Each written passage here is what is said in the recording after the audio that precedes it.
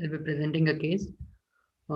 Patient details: 50-year-old male patient who is a electrician by occupation, is from Hubli, admitted on 15th October of this year and examined on 1st November. Sir. Chief complaints: cough with expectoration since 6 months, breathlessness on exertion since 3 months. History of presenting illness: patient was apparently all right before 6 months. Then he has developed cough with expectoration since 6 months, which was insidious in onset, gradually progressive, and was associated with greenish colored, mucopurulent, foul smelling expectoration, which was non-blood tinged. Initially, that patient used to produce at around 100 to 150 ml.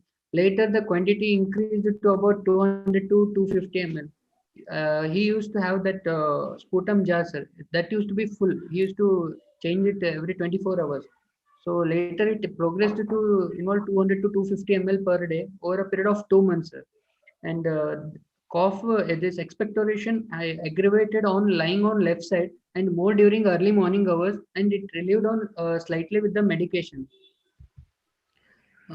Next, coming to breathlessness on exertion. We'll discuss the cough part of it. So based Yes. on this cough that you have, what do you think is the significance of whatever you're told so much? Hello, sir. Yeah, what is the significance of this cough and expectoration you have told? Based on that symptom, what are the differential diagnoses that you could get? Sir, cough with expectoration predominantly we can think of respiratory cause, sir.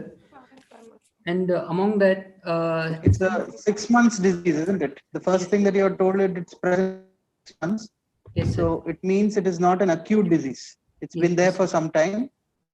To say in respiratory disease, a chronic disease, it should be more than a year or sometimes more than 2 years. Then we say it is chronic. So this has been going on as a subacute. Okay, so it's been there for some time. And then there is cough with productive sputum, you said. Okay, so what is the importance of cough with productive versus cough without sputum? What would be your take on that? If a patient says cough with sputum, there's one patient who says cough without sputum. What is your what would be your differentials for each of them? Cough with sputum could be in suppurative lung diseases, sir. Whereas cough without separate, and whereas cough without sputum, it could be interstitial lung diseases or. Okay, so what is the one which, I mean, if sputum is there, yes, sir. Possibly there is no sputum. So if there is no sputum, which are the structures that are possibly involved, if you would say? Distal air, alveoli, sir. Okay. Then if it is sputum is there, then you want to say it's alveoli that is getting involved. Okay. Any other?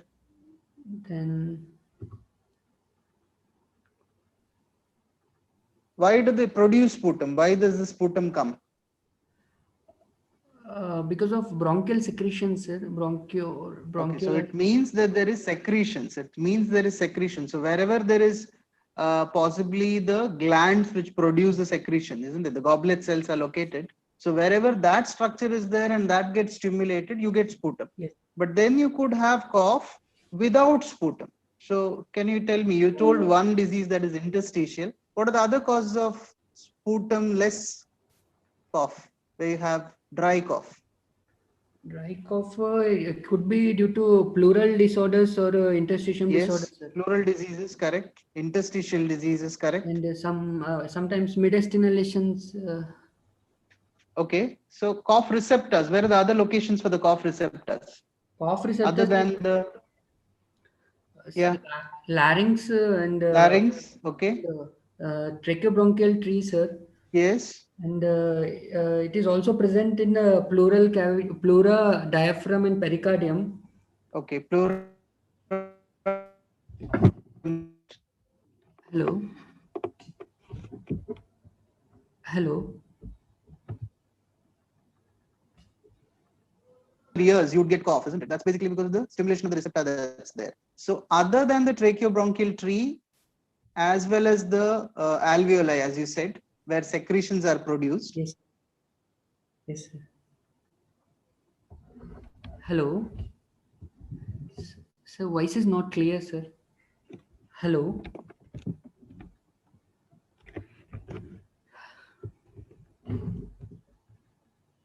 Hello. Sir, Archit sir. Yeah, now audible. Sachin, no, I'll make it. There is a network problem, issues with sir. Okay. From sir side. Archit sir, if you don't mind, can we switch off a video for some time, sir? Yeah. You can. We'll get a better network connection. That's all. Yeah. Definite. No problem. Yes, sir. Please continue, sir. Yeah. Yes, sir. Archit sir, please continue. Last part was not audible, sir. Can you please repeat? It's valid, important point.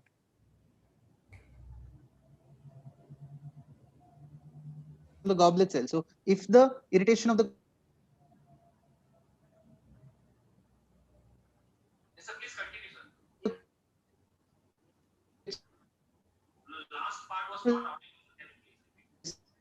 or upper part of the airways, external auditory canals, still not audible. Yeah, now it's clear, sir. Please, can you please repeat now, sir? Now it's okay. Yeah, Okay. sir. Now audible, sir. Now audible, sir. Audible, na? Okay. Yes, sir. So if the receptors are stimulated in the external auditory canal or the upper airway or the pleura or the pericardium or diaphragm, such conditions you do generally get a dry cough. What you have to remember is in the lung, the area where you get dry cough is the interstitium. As you said in the beginning itself, interstitial lung disease does not produce that much of sputum. Okay. So once you said this is a productive sputum, what's a normal amount of sputum is produced or secretions that are produced in the lung per day? Sir, How around much is normal? 10 to 20 ml per 1 day, sir. Okay, so around 10 ml. So 10 ml would be normal, possibly 10 to 20 ml, they would say. So here your patient is coming with the 200 to 250 ml. So it's a large amount of sputum. So what do you call this sputum as? So much amount of sputum, you call it as? Bronchorrhea, It's sir. a copious, isn't it? Copious. So anything now above 100 ml, or if you find a patient who is carrying a jar of or whatever sputum cup around with him, then you know it's a large amount of sputum this patient is producing. So what are the conditions where you could get this large amount of sputum? So one is bronchiectasis, sir. Then Yes, it can be correct. bronchogenic carcinoma, sir. And Which type of bronchogenic carcinoma? Not all bronchogenic carcinoma produce large of sputum. Which one will produce this large amount of sputum? What is described as bronchorrhea? yes, sir. Lung abscess. No. The which type of bronchogenic carcinoma? It's the bronchoalveolar type, okay, where there is a lot of secretions that's coming. So that is what produces the large amount of sputum. Okay, bronchorrhea is seen in case of okay, bronchoalveolar carcinoma or alveolar cell carcinoma. Any other conditions where you can get bronchorrhea? That's The patient in the casualty you would be seeing possibly and comes with large amount of secretions. OP poisoning. OP poisoning, very important. So not all secretions are due to the lung or the cardiac. It could be just because of stimulation of the airway. So bronchorrhea is pretty diagnostic of OP poisoning also that is there. Okay. So here you have a large amount of sputum this patient is producing. So it could be one of these possibilities. As you said, bronchiectasis should be considered. The other suppurative lung diseases, like what is the other suppurative lung disease which could also produce sputum like this? One is lung abscess, sir, and Lung abscess. Yeah, empyema does not produce sputum unless there's a fistula. It's generally lung abscess. Okay, so you have bronchiectasis and lung abscess. What about chronic bronchitis? Does it produce sputum like this? Chronic bronchitis, a very common disease that we see. Yes, sir, but not this amount, sir. Yeah, but what's the? Do you have varieties of chronic bronchitis? Are you aware of any types of chronic bronchitis? Right. Pathologically, they behave differently. Chronic bronchitis. Yes, sir. You have the chronic simple bronchitis, you have chronic asthmatic bronchitis, and you have the chronic mucopurulent bronchitis. So based on the pathology, again, remember the pathology of airways in all these diseases, the same cells are involved. You have the macrophages, neutrophils, and lymphocytes that are involved. So many of them overlap. So you have a variety of chronic bronchitis also, which can produce large amount of sputum, but not to this level. As you said, this is pretty large amount that you could see. Yeah, somebody is asking whether it is tuberculosis. Can it be tuberculosis? Can it be tuberculosis with this much amount of sputum? Or maybe in the exam they ask you, describe the sputum of tuberculosis. What would be answer? Possible, sir. If I ask you in the exam, describe me the sputum of active tuberculosis, how will the sputum be? You description, correct description. Anyone else who is on live who can answer other than what's the characteristic? You do not get a large amount of sputum in tuberculosis, active tuberculosis, as yeah, many of them are saying yes, scant mucoid blood streak. Yes, that is very characteristic. And the characteristic or the word which was described in the earlier literature, if supposedly they spit the sputum of tuberculosis into a sputum cup, normally the sputum cup, you carry a little of water in it, isn't it? And then if you spit on the sputum, what will be the appearance that it would happen? That's the characteristic feature. Yes. Anybody? Yeah, it's called as numelar. Yes. So numelar because it takes the shape of a coin. So this was the classical description of tubercular sputum. So it's a small amount of sputum that's produced with blood tinge, and there is a sputum that is the patient is. They classically describe that it floats on the surface of the water, whatever is kept in the sputum cup.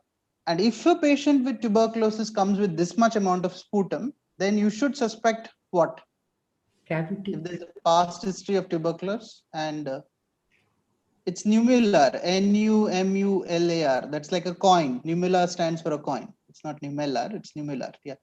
So what complication of tuberculosis can produce this much of sputum?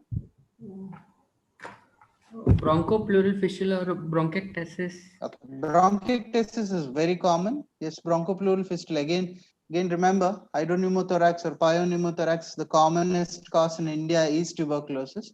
And generally, you have a bronchopleural fistula, as you said. So you could have a large amount of sputum that's produced. So your first diagnosis at this point, it looks like it could be a suppurative lung disease because you said that there's foul smelling sputum, which is greenish, whatever it is. And there is, yeah, it is increasing on one side. Yes. So what are this respiratory diseases which can, based on the side of involvement, can you diagnose based on history?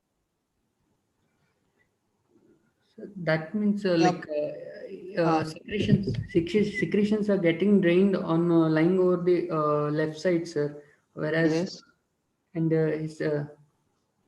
So any one-sided lesion, like you say, localized lesion to one of the lobes, possibly the right side or the left side, the patient lies on the opposite side, the patient will have a lot of secretions. Any other disease other than bronchiectasis or lung abscess? Any other disease, your position of the patient will help you in respiratory system. If the patient says he's comfortable lying on one side. massive Yes, effusion. pleurisy, isn't it? Pleurisy. Whenever there is a pleurisy, Yes.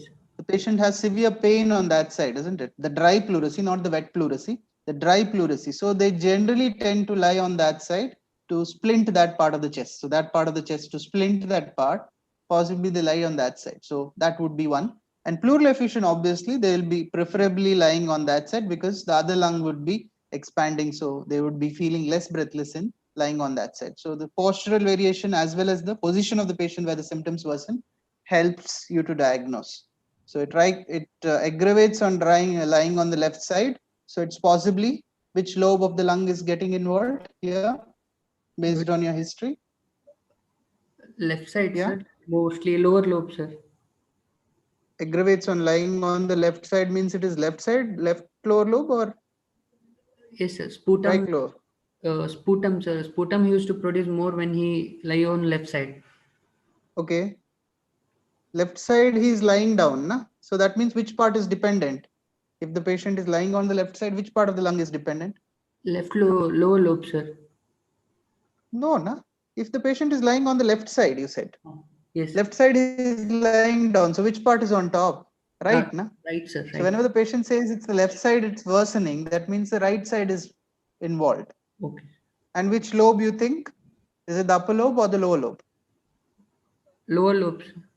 Lower lobe, because upper lobe will drain spontaneously in sitting position, so it does not vary with the position. So upper lobe diseases generally does not give you the postural variation, because there is gravity based only, the secretions will improve on. So I mean, it will go off. So this is possibly a right lower lobe disease, and as you said, it's a suppurative disease which has been going on for a long time.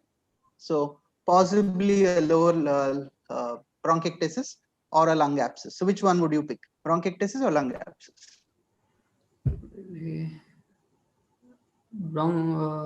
Bronchiectasis.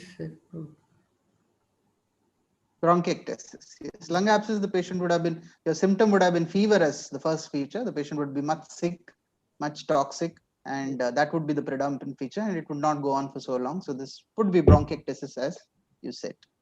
Okay, you can proceed to the next symptom. Yes. He also complained of breathlessness on exertion since 3 months, which was insidious in onset, gradually progressive. Initially, MMRC grade 1, and now it progressed to MMRC of grade 4, sir, over a period of 3 months, which breathlessness aggravates on exertion and lying towards the right side, and relieved on taking rest, and on lying towards the left side, associated with occasional wheezing, which was more during morning hours. So you say this patient has breathlessness on exertion. What's your understanding of the symptom, breathlessness on exertion or dyspnea on exertion? What is your understanding of this symptom? What Sir, does it mean to you? yes, sir. At rest, he didn't have any breathlessness, shortness of breath, sir.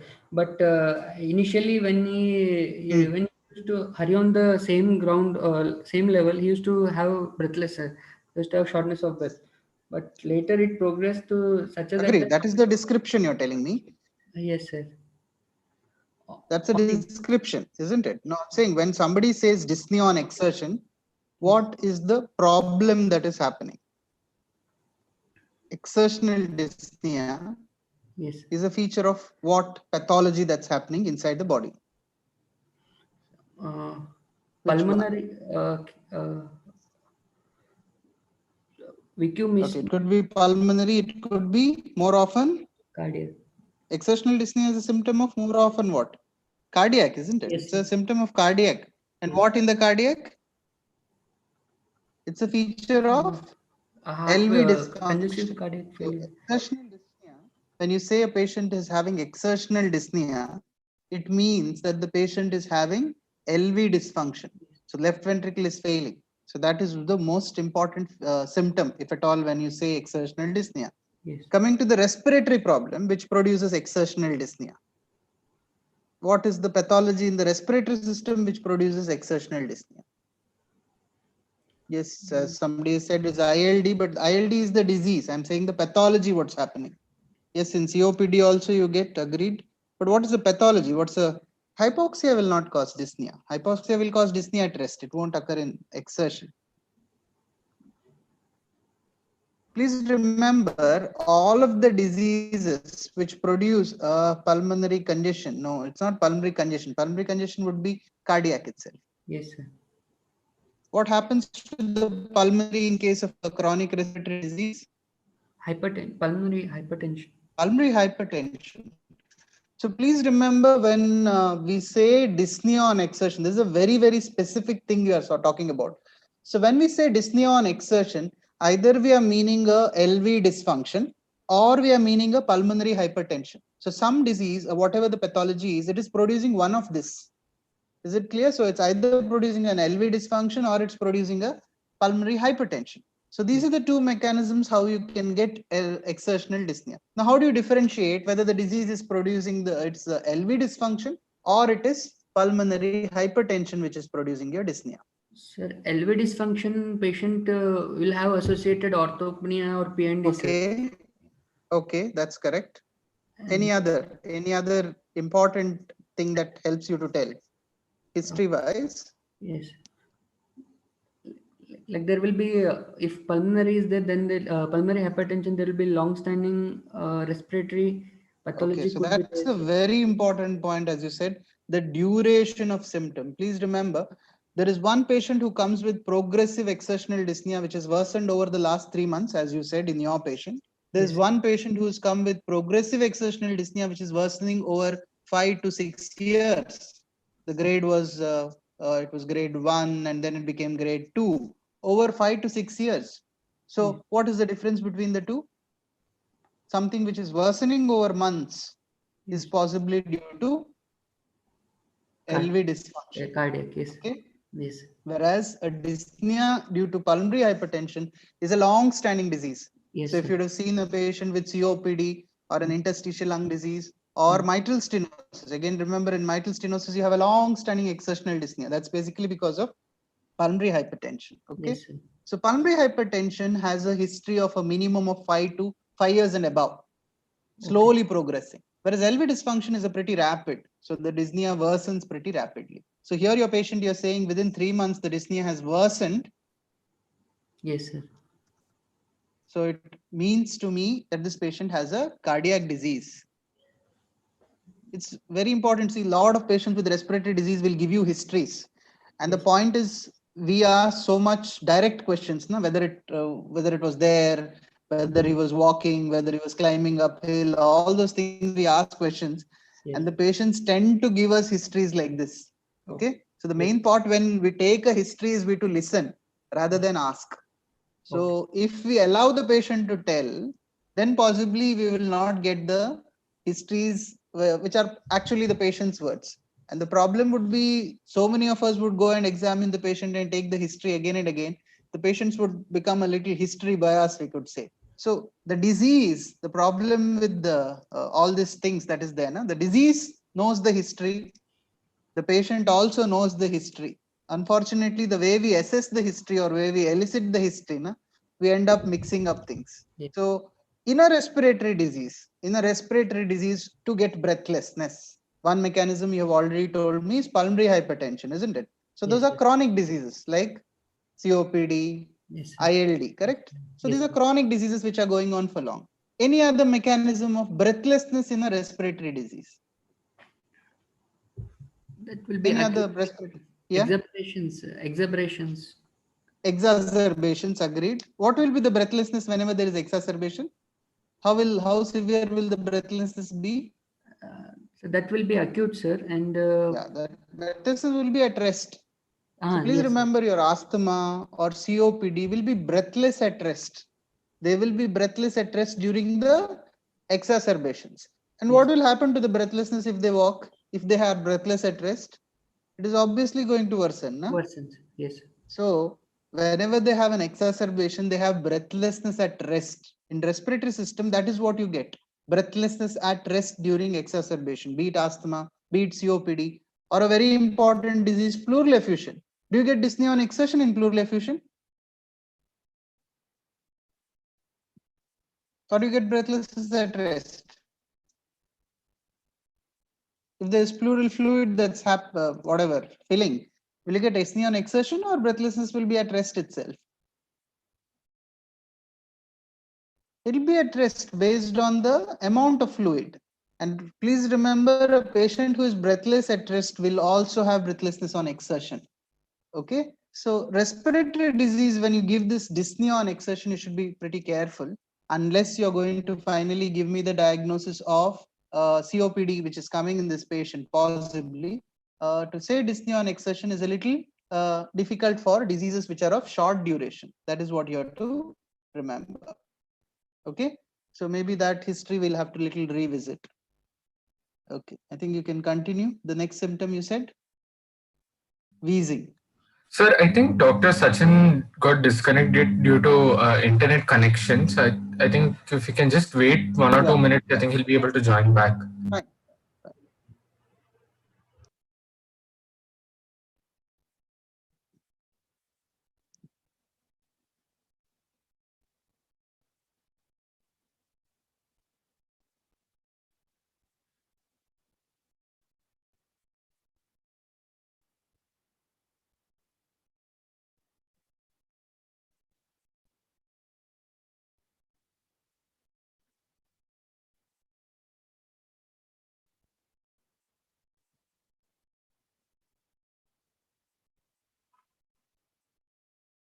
Any other questions or something were there on the chat? Not able to see the chat.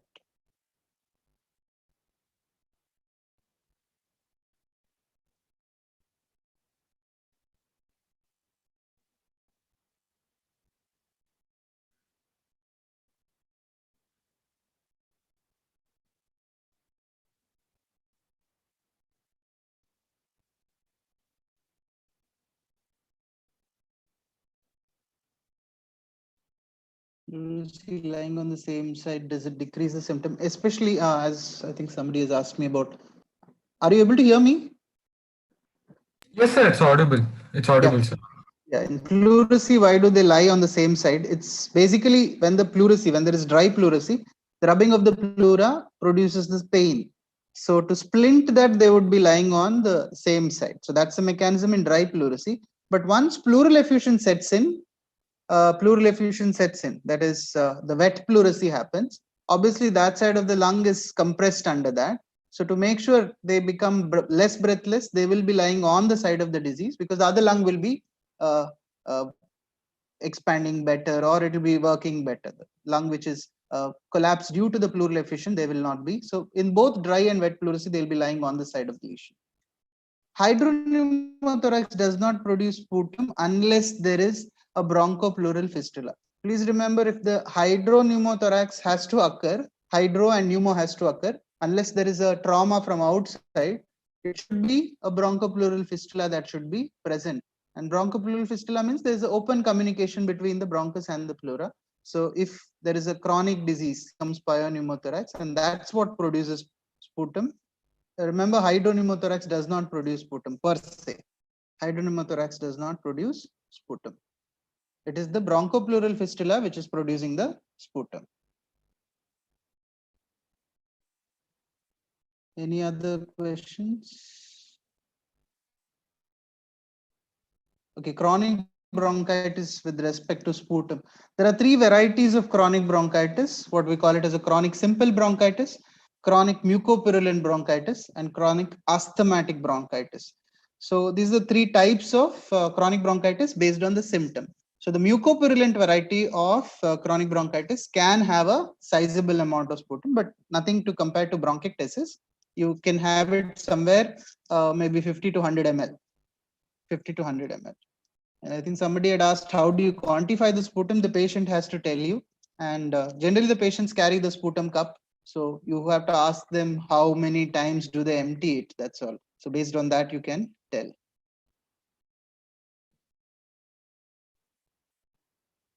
Any other questions? No. We don't mention chronic bronchitis as a cause of scopious sputum. Do not mention. But yes, if they ask you in the exam, can chronic bronchitis produce large amounts of sputum? Yes, it can also produce, because basically in chronic bronchitis, pathologically, you have goblet cell hyperplasia that's happening there. So secretions are bound to be there. You see a large number of chronic COPD patients in the ward. When you go around next day, the morning, they'll be emptying their sputum cups. So just because they have that much of sputum, it does not mean there's a separate disease. Chronic bronchitis itself can produce sputum.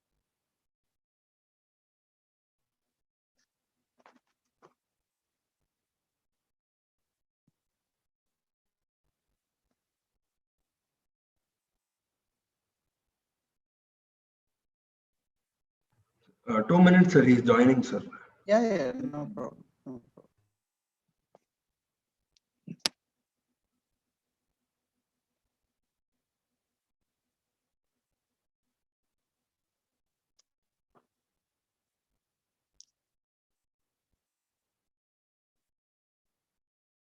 In pneumonia, the amount of sputum depends upon the, generally pneumonia will have moderate possibly sputum, unless they go into a complication like lung abscess, only then the sputum will be more. Why in TB only will it take a shape of the coin? I think that's a question I should ask you.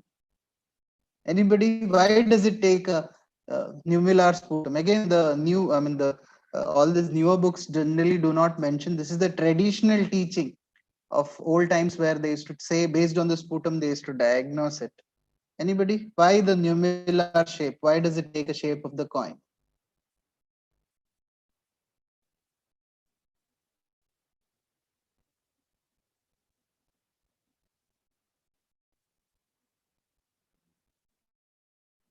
It's not that complicated as galactine component. Okay. So again, remember, if you have a large amount of sputum that is coming out, obviously it's not going to take a shape of anything. So in tuberculosis, you should expect that it's a small amount of sputum that's going to come. The sputum is very little in quantity. It's coming from the cavities. So remember, there are cavities in the lung, small cavities which are there. So along with that much of sputum, there's large amount of air that is going to come along with that. So what happens is the air quantity is much more than the sputum. They say the surface tension of the sputum, all around it's surrounded by air. So the surface tension of that sputum, which is coming right from the cavity, it's going to be almost the same. Whenever they spit out, it will take a shape of the coin, because the amount of sputum is very less and there's a large amount of air that is going to be there. Right from the lung it comes out. So that is the mechanism which has been described for why it is nummular. It's not about the consistency, it's not about anything else. It's just that it has to take a shape of the coin. That means it has to have a surface tension all over the same. And basically it's a very scant sputum they get.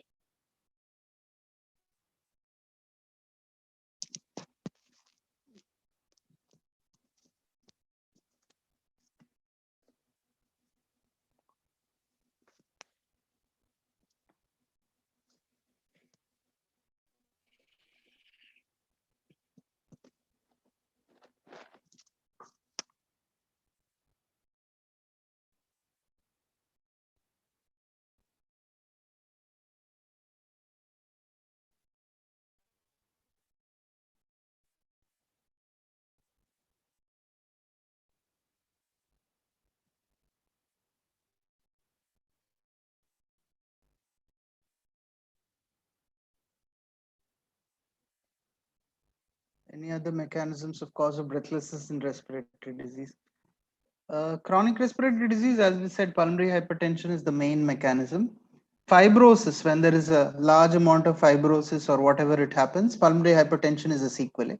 Pleural fibrosis, that could cause dyspnea.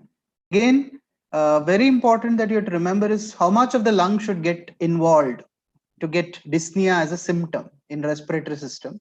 If you have to have dyspnea as a symptom, how much of the lung should get involved? You have 5 lobes, practically you can say 4 lobes that are there in the lung. How much of that should get damaged to produce dyspnea?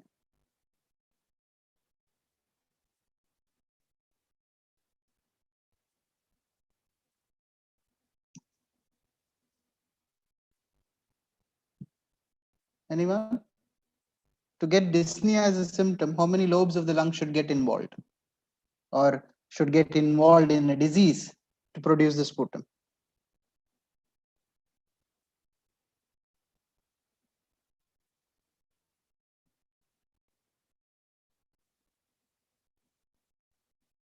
Yeah, at least 3 of the lobes should get involved. Okay, so even if one lobe is normal, the patient will generally not be symptomatic to the dyspnea part of it. They may have other symptoms, but they should be symptomatic only when it is more than 3 lobes that is getting involved.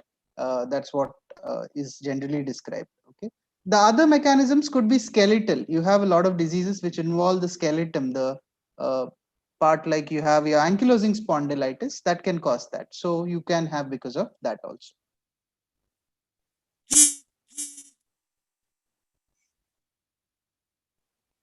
Are you back? Yes, sir. Sorry, sir. Okay. No problem. No problem. Fine. Yeah, Yes, you sir. said wheeze as a symptom. Again, please remember, when wheeze is there, what are the diseases that come into your mind quickly? Wheeze as a symptom. Obstructive airway disease, more likely. COAD, Obstructive airway disease like COPD, bronchial asthma. COPD, asthma, correct? Yes. Then some Very important other disease fixed which is lumen common in our part of the world. Yeah. Hello. airway obstruction. Hello, sir. Hello. Okay. Eosinophilic lung diseases. Okay. Remember, eosinophilic lung diseases are common. You could have allergic eosinophilic, tropical eosinophilias. All those things can also produce a lot of wheeze. And as you said, yeah, foreign body obstruction generally does not produce wheeze, it produces a rhoncus. Again, remember here you have a bronchiectasis patient who has wheeze, correct? You're saying this patient has a large amount of sputum and wheeze. So which is the disease that can produce both? Which disease can produce both? Bronchiectasis and which disease can produce bronchiectasis as well as obstruction or a wheeze? Which among the etiologies of bronchiectasis has wheeze? Yes, ABPA is the etiology which can produce wheeze. Okay, so allergic bronchopulmonary aspergillosis produces wheezes. Okay, and bronchiectasis. Okay, continue. Hello. Yeah, I can hear you. Hello. Hello. Hello, am I audible? Hello. Yes, sir. Yes, sir. Yes. What is it?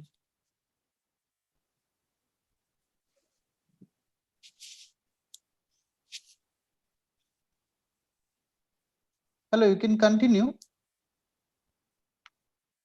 Yes, sir. History of significant weight loss. Okay. 45 kg to 35 kgs. When he checked, it was in 2 months, sir. 45 kgs to 35 kgs, and it was like he also had a reduced appetite, sir. No history of fever, night sweats. Sir, am I audible, sir? Yeah. I can hear you. I can hear you. Night sweats. No history of orthopnea, PND, chest pain, palpitation. No history of lower limb swelling, reduced urine output, or change in voice. No history of seasonal variation of the above mentioned symptoms. Okay.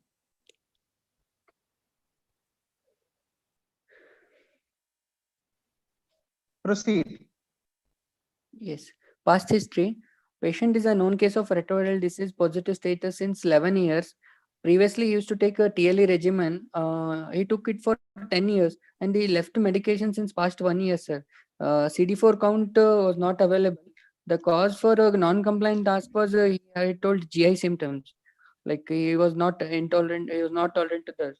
And he's a past 9 months back. He had a pulmonary tuberculosis and he took treatment for 6 months.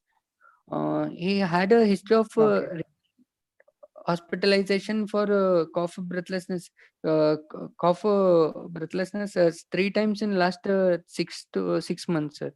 No other comorbidities. So is this history relevant for you? Retroviral disease, pulmonary tuberculosis, which is a recent history. Yes, sir. Yes. So what is the implication for the present disease? Sir, probably he left medication since 1 year, and CD4 count might have dropped, sir, and he might have other opportunistic infections, sir. Okay, so you're saying a large amount of sputum is coming. So what sequelae of tuberculosis are you thinking of? Could be again, sir, bronchiectasis, sir. Bronchiectasis, post-tubercular. Okay, so bronchiectasis. So in a retroviral disease patient, other than tuberculosis, what are the other causes of bronchiectasis-like features?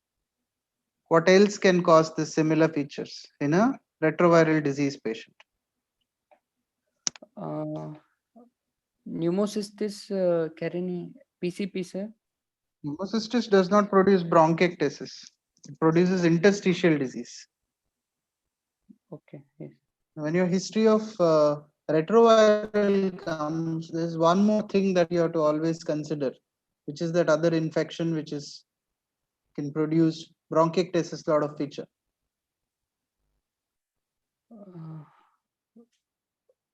What sort of tuberculosis? What sort of tuberculosis occurs in a retroviral disease patient?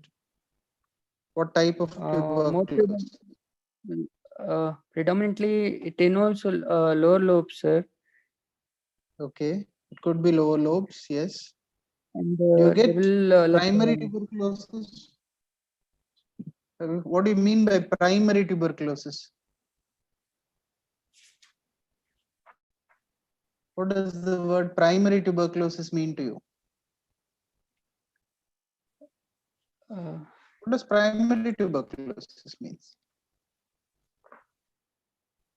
Primary tuberculosis is a tuberculosis that you get in case patients who are not exposed to the bacilli at all. Okay, it's coming for the first time. So the first episode of tuberculosis, that's what you can say it is a primary tuberculosis. So again, in India, all of us are exposed generally in childhood or whatever. So generally you do not get primary tuberculosis. In whatever we get is post-primary or secondary tuberculosis possibly.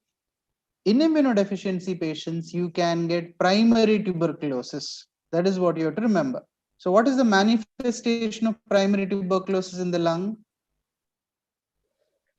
How does primary tuberculosis manifest in the lung? Gons focus. What is the pathology? Yes, Gons focus. So what is there? There's a lymph node, Yes, isn't it? There's a lymph node that is there, and then there is a subpleural flocus or whatever it is coming. So what does this lymph node do? What is the effect of this lymph node? Progress and Matting it is gets in the periphery. What does it do to the lung? calcification. Okay, it produces obstruction. Okay, it produces obstruction based on the size of the lymph node. It can produce obstruction of the bronchi that's there. And the most common bronchus that gets involved on the right side is the middle lobe bronchus. You would have heard of something called as a Brock syndrome. That's a chronic sequelae. In you have something called as a Lady Windermere syndrome. Have you heard of Lady Windermere syndrome? Anyone? What is Lady Windermere syndrome?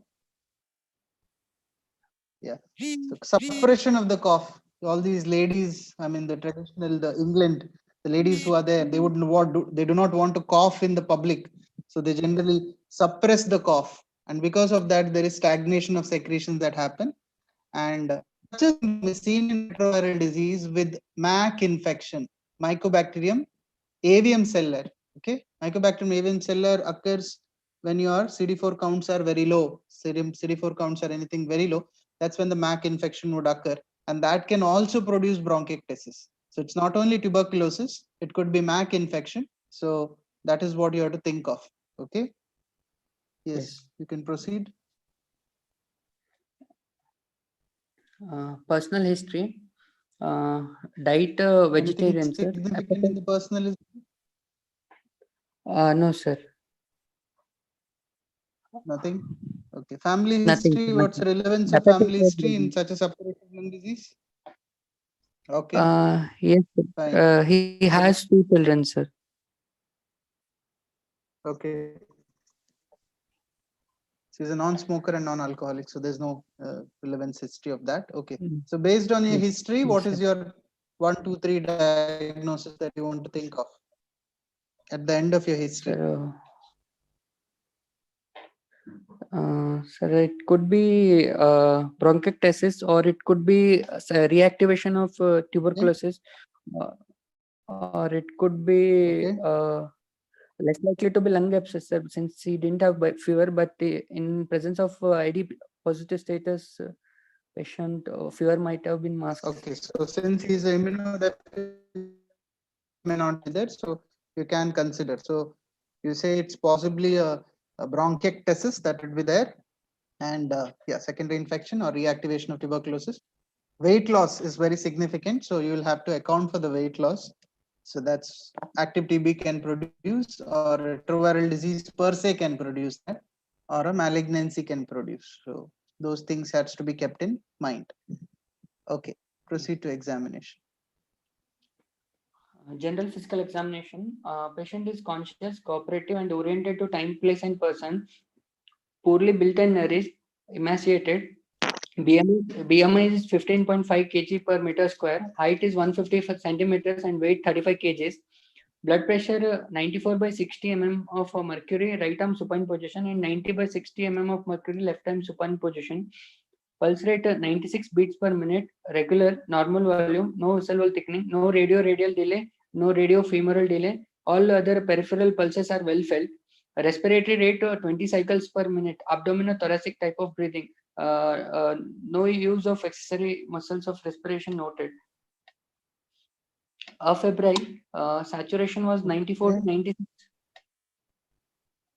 room A. No pallor, icterus, cyanosis. Again, don't say afebrile. Okay, sir. Again, don't say afebrile. Okay, always mention the temperature. Afebrile is your interpretation. So mention the Okay. temperature. Yes, sir.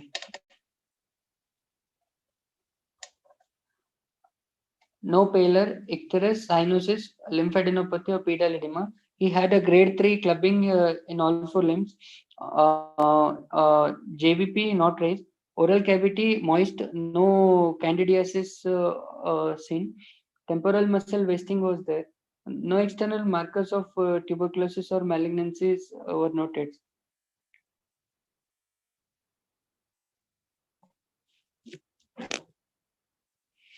Upper respiratory tract, nostrils normal, nasal septum slightly deviated to right side, no polyps or no sinus tenderness, posterior pharynx was pharyngeal wall was normal. Hello? Hello?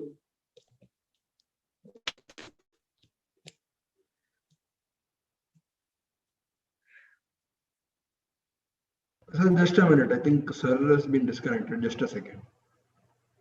Okay.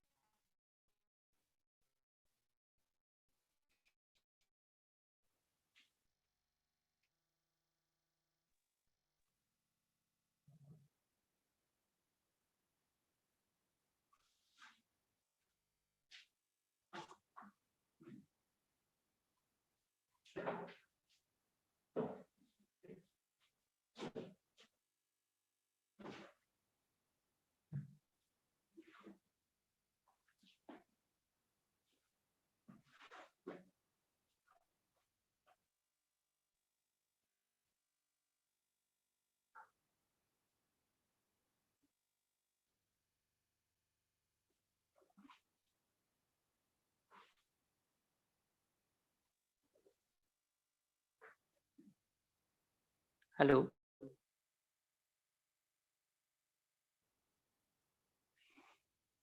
Just a minute, sir. Sir is joining.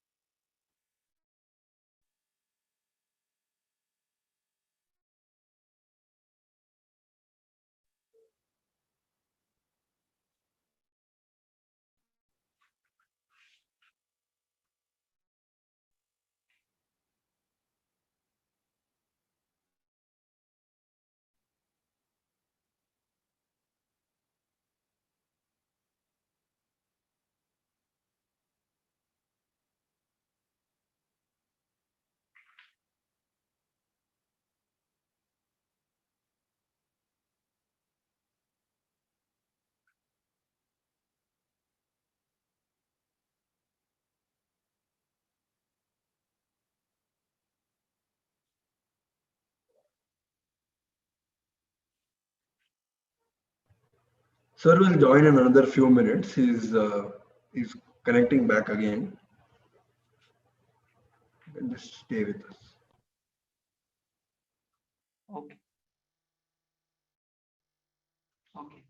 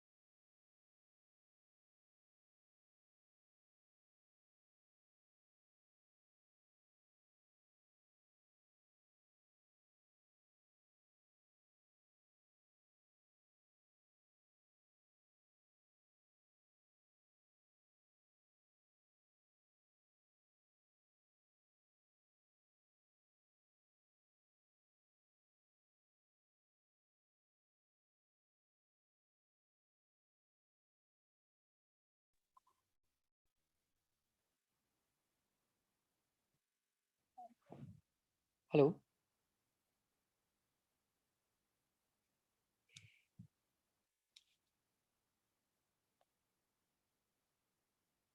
Sir will join, sir. Just 2 minutes. Okay, fine.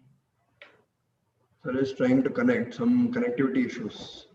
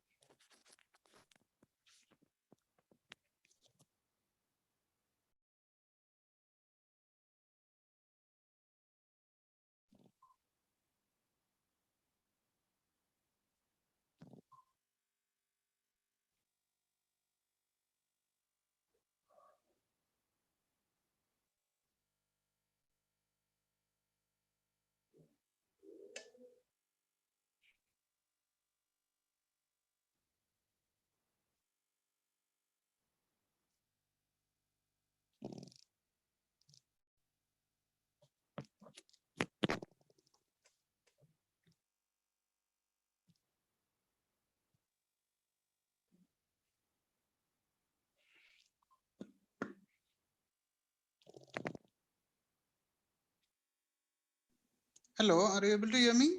Yes, sir. Okay, sorry, I think I got this. Okay. You can continue. I think we were in general examination. I was talking about. Are you able to hear clearly? Yes, sir. Able to hear, sir. Okay.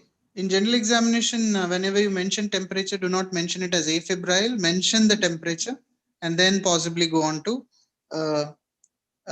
say whether it is afebrile or not. So always mention that. Okay. Yes, sir. What is the temperature? Record it. Okay. You said there is grade 3 clubbing in all 4 limbs. So what would be fit into the respiratory diseases which could cause this clubbing? Sir, it can be suppurative lung diseases like bronchitis, Yes. emphysema, lung abscess. It can be Correct. due to malignancy Okay. involving alveolar like bronchiogenic carcinoma or pleural CA like mesothelioma. Okay, so remember that the 2 common diseases other than malignancy where you could get clubbing is bronchiectasis and interstitial lung disease. So these are the 2 respiratory diseases which you get clubbing in. In which do you get more often clubbing? ILD or bronchiectasis? ILD, sir. ILD. ILD clubbing is a rule. You have to always remember. But the difference remains in ILD. What is the grade of clubbing? How severe will the clubbing be in ILD? It will be lesser grade than bronchiectasis, sir. Yeah. So grade 1 and 2 clubbings you get in ILD, and in bronchiectasis generally you get grade 3 clubbing that you can get. But again, one more thing you have to remember is, do you get clubbing in all bronchiectasis patients? What is the percentage of bronchiectasis where you get clubbing? Percentage not sure. Yeah. Percentage Anybody not sure. else? Is it common or it's uncommon or it's rare? We generally say that clubbing is needed in bronchiectasis. But do you think it's a common finding or it's a rare finding? Common findings, sir, but incidence percentage not shows.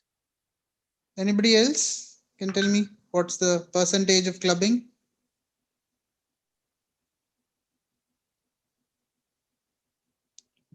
Okay, traditionally described, if you go to your respiratory textbooks, they say it's 6%. Only 6% of bronchiectasis you get clubbing. But the latest literature says only 2% of bronchiectasis has clubbing. So clubbing is not a very important feature of bronchiectasis. So just because there's no clubbing, you cannot diagnose bronchiectasis. Okay. Now remember, these were the diseases where clubbing was described initially for bronchiectasis, where tuberculosis or suppuration was the most important cause. But presently, if you see, the causes of bronchiectasis could be allergic causes. Large number of allergic causes are there where you may not have clubbing at all.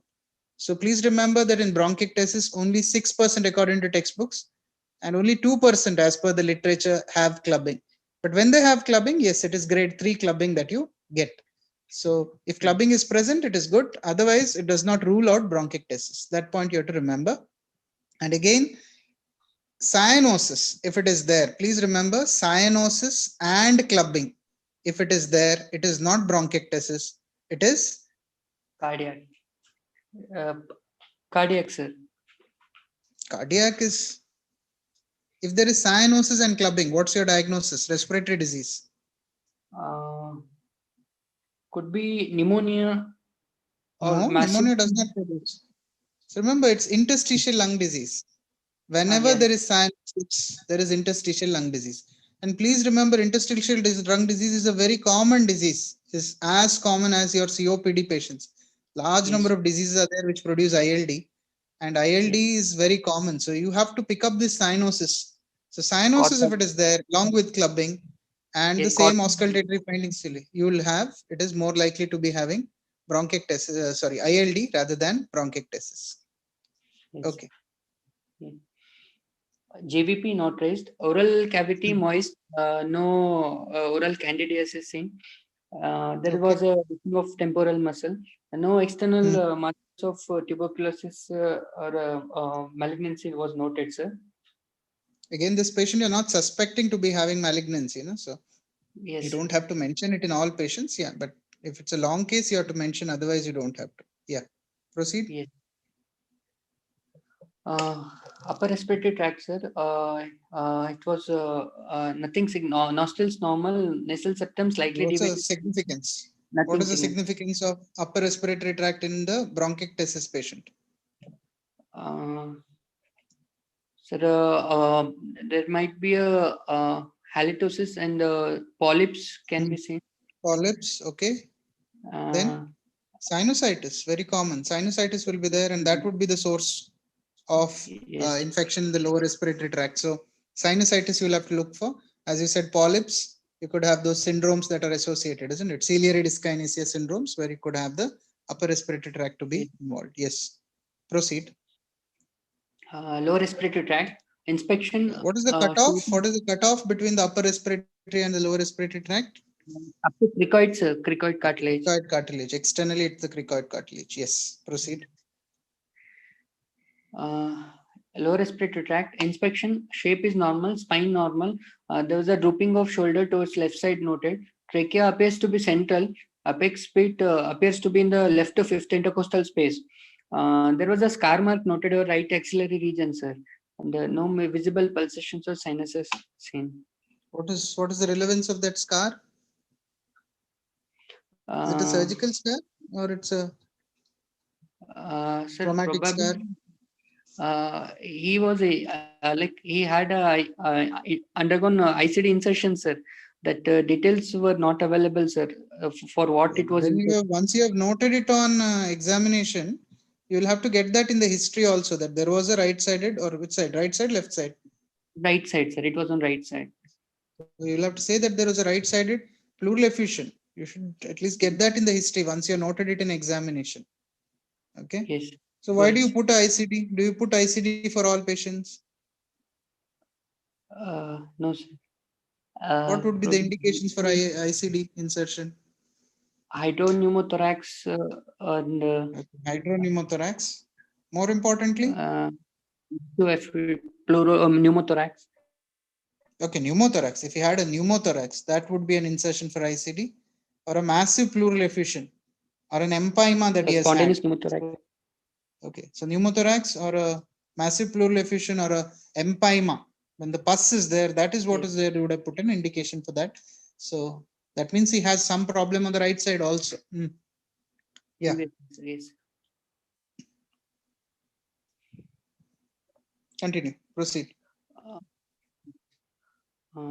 Inspection, respiratory movements. There was a reduced movements noted over left anterior and posterior chest, lower part of the anterior and posterior chest on the left side. Sure, it's the left side only, because your scar is on the right side. Yes, sir. We had an ICD insertion on the right side. Previously, side, he huh? had, sir, but Okay, okay. yes, left side there was reduced movement, sir. Okay, fine. Yes. Continue. Proceed. Palpation. Palpation, respective findings were confirmed. Spine was normal, trachea was central, sir. Apex pit left to fixed intercostal space, 1 centimeter medial to mid-clavicular line. Next. Okay. Next slide. Yeah. Sir, respiratory movement, sir. There was a hollowness noted over both supraclavicular regions, sir. And there was a reduced respiratory movements at left mammary and infrascapular region, sir. Okay. So left-sided, the movements are decreased, you're saying. Okay. Fine. Yes, sir. Yes, sir. Continue. Yes, sir. Dimensions, sir. Transverse diameter was 25 centimeter and anterior posterior diameter was 17 centimeters, sir. Transverse to AP diameter ratio was 1.47. Okay.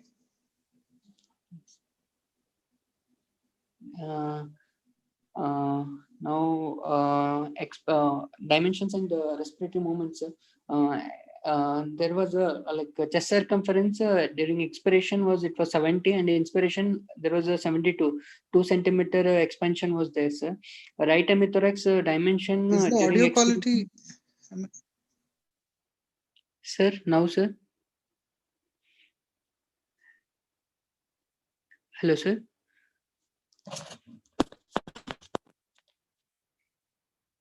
Hello.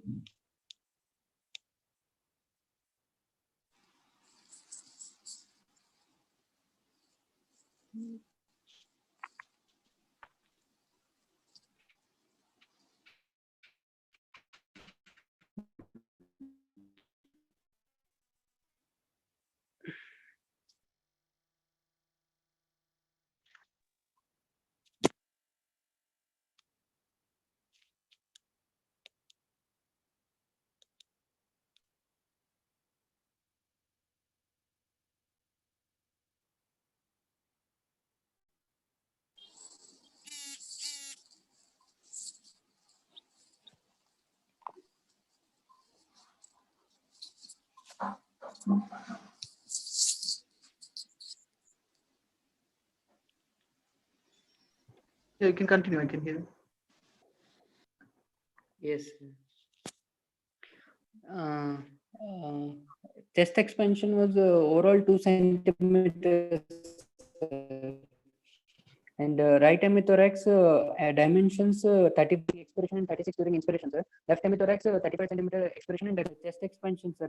Right hemithorax during expiration it was 35 centimeter and there was a 1.5 centimeter of expansion was there right hemithorax, whereas about half centimeter of expansion, only half centimeter of expansion was noted over left hemithorax, sir. Okay, so based on your measurements, Yes, what sir. is your inference? Sir, though there are dimensions wise, there was no change, sir. But while checking expansion, there was a reduced moments over the left side, sir. Yeah, that part is correct. Is it a unilateral disease or it's a bilateral disease? Is it a one-sided disease or it is involving both sides of the lung? Probably left more than right, sir, because overall chest expansion is also reduced, sir. Okay, so overall chest expansion is reduced. So this patient has a bilateral disease. That is what you have to remember. Yes, because sir. the chest expansion, anything less than 3 centimeters total, here you're saying it's just 2.5 centimeters, 2 centimeters, isn't it? So yes, definitely it's a bilateral disease, and yes, left is more involved than the right. So that much you can say, because right is moving more than the left, but the right is also involved. So it's a bilateral disease. Okay, proceed. Yes. Spinoscapular distance, right side it was 7 centimeter, whereas the left side it was 6 centimeters, sir, 1 centimeter less. Okay, so what does it indicate? Probably some loss of tissue or collapse at the left side. So left-sided volume loss it indicates. Okay, fine.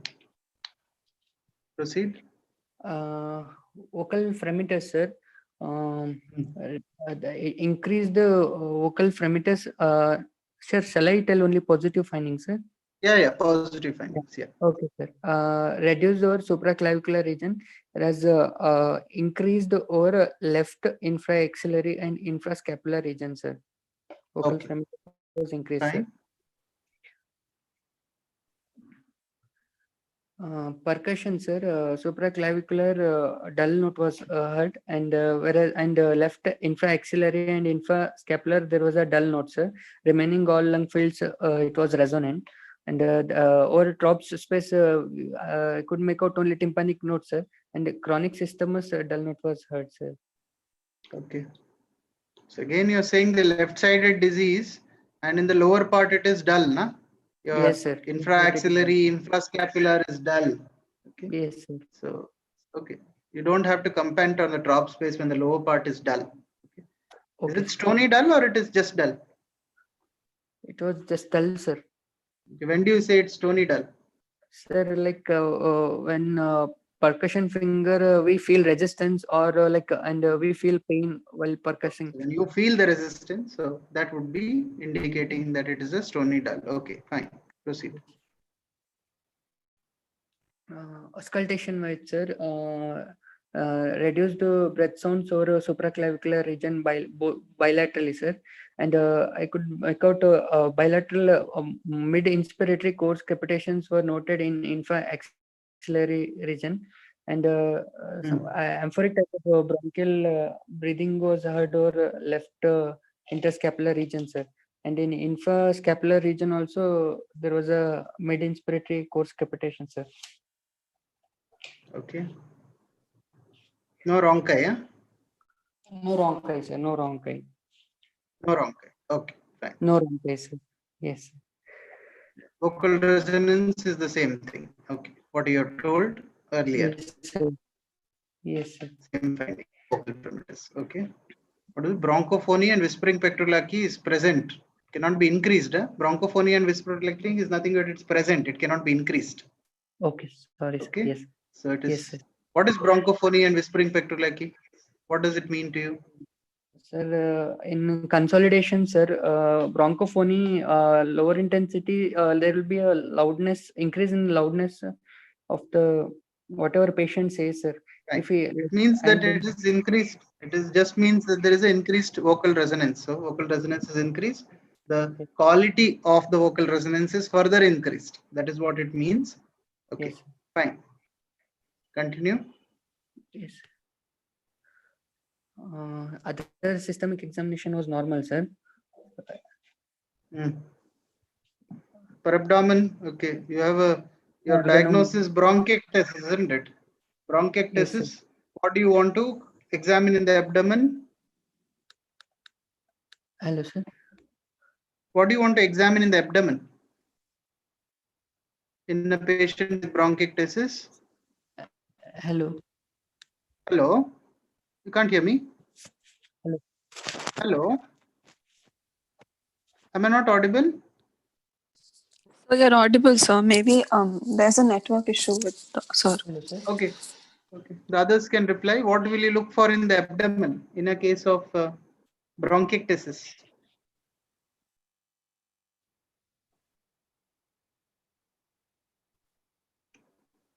Others can put in the chat, or what would we specifically examine in the abdomen? In a suspected case of bronchiectasis, okay, pancreatitis. Why pancreatitis? Pancreatitis? Because of cystic fibrosis. Okay, anyhow, pancreatitis may not have. Very importantly, you look for situs. Situs inversus, isn't it? You have your syndromes which are associated with the bronchiectasis, which are associated with situs inversus. So how do you clinically make out situs inversus? Yes, Dr. Sunil, I think, has answered that. Yes, situs inversus. How do you clinically make out situs inversus? gastric bubble, spleen on the right side. That's all in investigations. Clinically, spleen, if it is palpable only, you can make out drop space. Apex bit will be, I'm saying in the abdomen.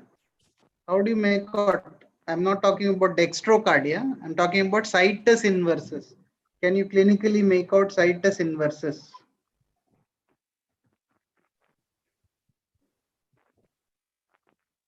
Drop space is based on whether the spleen, once you make out the spleen, clinically, can you make out that the spleen is on the right side? Liver dullness, again, it's once you make out the liver only, then you can say it's liver dullness. Can just on inspection, can you make out situs inversus? Inspection, not percussion, palpation. Just inspecting the patient, can you make out whether this patient has situs inversus or not?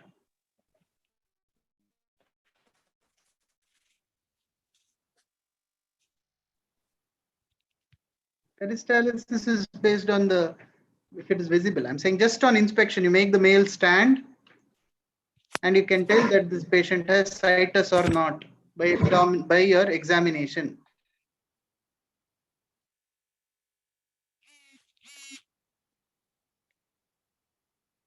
A male patient you can make out on inspection only. Anyone? Testis, yes. How is that? How is that you make out based on the testis? What's the normal position of the testis? Which testis is lower normally? Right is lower, huh? Or left is lower? Normally, right is up, left is lower. So in case of situs inversus, the right testis will be lower. So that is how you can make out on inspection itself. Okay. So that is how you make out in situs, the right side will be lower. Normally the left side is. Have we connected back? I think. Okay. We are closing to 7:30. In females, you cannot make out. Females, you cannot make out. Females will require the ultrasound or investigations. Only in males, you can make out because of the testicular position. Okay. So that's how you can make out situs.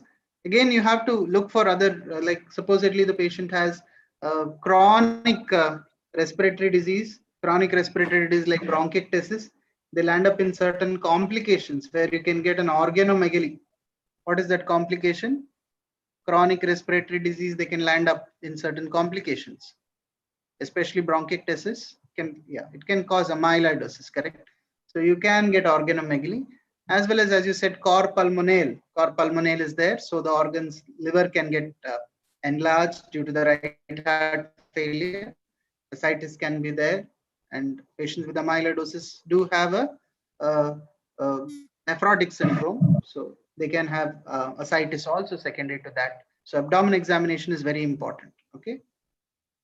The point that was what was mentioned here in the history and the examination was there was inspiratory crepitations and it was coarse.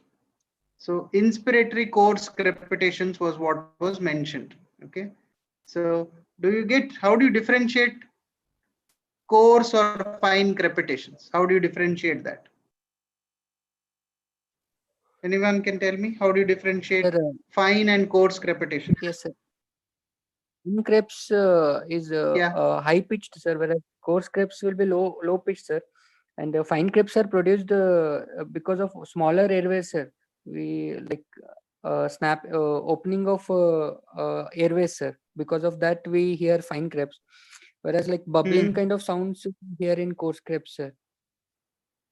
And fine crepes is not palpable, whereas again, coarse crepes importantly, remember what is okay, fine.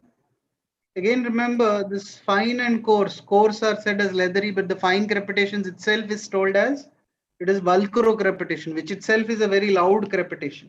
So again, remember when you have just inspiratory crepitations, do you think it is due to secretions? Just during inspiration, secretions come? You said inspiratory coarse crepitations. In bronchiectasis, it's the secretions, as you said, isn't it, which is producing the coarse crepitations. Will there be only in inspiration? No, sir. It can be biphasic, sir. Yeah, it's very It can be important. Coarse biphasic. crepitation. It can be, Yes, no, sir. when you want to say coarse crepitations, you should always say it is biphasic, okay, inspiratory and expiratory, because the air is flowing through the secretions. That is what you have to remember. When you say it is inspiratory alone, that is more likely to be a fine crepitation. Okay, that is what you have to remember. So when you say inspiratory crepitations again, and again, amphoric bronchial breathing is a very rare type of bronchial breathing which you get only in hydropneumothorax. So do not mention amphoric bronchial breathing unless your diagnosis is hydropneumothorax, which has a classical findings. Your patient does not have any such findings. So do not mention amphoric bronchial breathing. It could be a bronchial breathing. It could be a tubular bronchial breathing because of possibly the bronchiectasis, which is there, the big, or there is a superadded consolidation. You said that there is increased vocal resonance. Correct. So it could be a tubular bronchial breathing rather than an amphoric. Amphoric is specific for bronchopleural fistula. So it's not seen in other conditions. So do not mention amphoric. Amphoric is, have you heard, have you seen a patient with the hydropneumothorax with bronchopleural fistula? If you can hear that, then you'll always know that anything else cannot be an amphoric.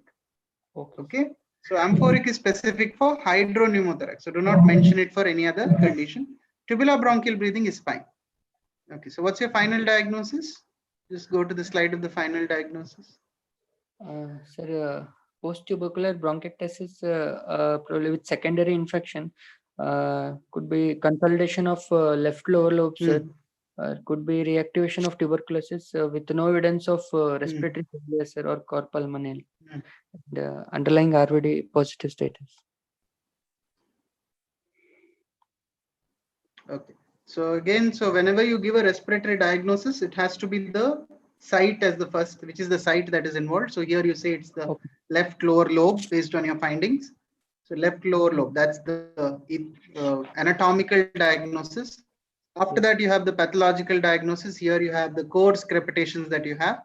So you think it is a suppurative, that is a bronchiectasis. And then would be the etiology. So possibly a lower lobe bronchiectasis secondary to a sequelae of tuberculosis, because this patient had tuberculosis. So your order of writing should be different. Again, why consolidation? Sir, like vocal resonance, vocal fremitus, dull note vocal was resonance, vocal fremitus is increased. Okay, could be a super added. Okay, dull note could be there. So super added consolidation. Okay, could be there, but I think it would be better if you just keep it as bronchiectasis of the left lower lobe, possibly secondary to tuberculosis as a etiology, with no evidence of respiratory failure or cor pulmonale. So you'll have to look for evidence of respiratory failure. So what are the evidences of respiratory failure? Sir, use of for on examination. Yes, sir. Use of accessory methods of respiration.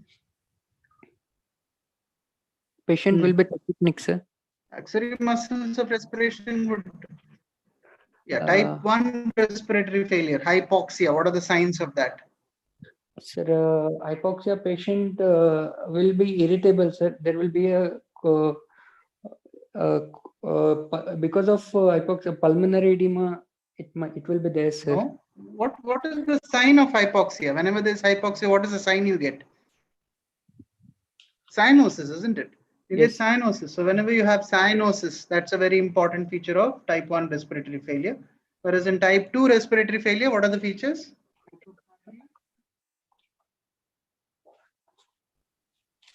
Patient would be drowsy, correct? Yes. Bounding what pulse. Else? Type 2, when carbon dioxide increases, the patient will be drowsy. You get bounding pulses. Yeah, isn't it? Bounding pulses, warm peripheries. Yes, sir. You can get asterixis, papilledema. So these are the features that you would have in a patient with the type 2 respiratory failure. Okay. So again, this patient does not have those signs as your this one, and cor pulmonale. What's the definition of cor pulmonale? What is the definition of cor pulmonale? Alteration in RV configuration with associated pulmonary artery hypertension. Okay, so clinically, what are the signs you look for? On Pulmonary. auscultation, raised Right JVP. ventricular enlargement. Raised JVP. Yes, sir. RV. Correct. Pedal edema. RV enlargement. What are the signs of RV enlargement? Again, it's not only failure. Please remember, it's not failure alone. It is RV enlargement. So the patient can have epigastric pulsations. Parasternal heave may be there. Okay. Yes. Epigastric pulsation is an important sign that you have to look for. And then, as you said, the right ventricular failure, the patient can have JVP, hepatomegaly, pedal edema, those could be there. Okay. So those could be the signs that you could see. Okay. So that is the possible diagnosis. Yes. What are the other causes of lower lobe bronchiectasis? Tuberculosis can cause. Other causes? Lower lobe bronchiectasis.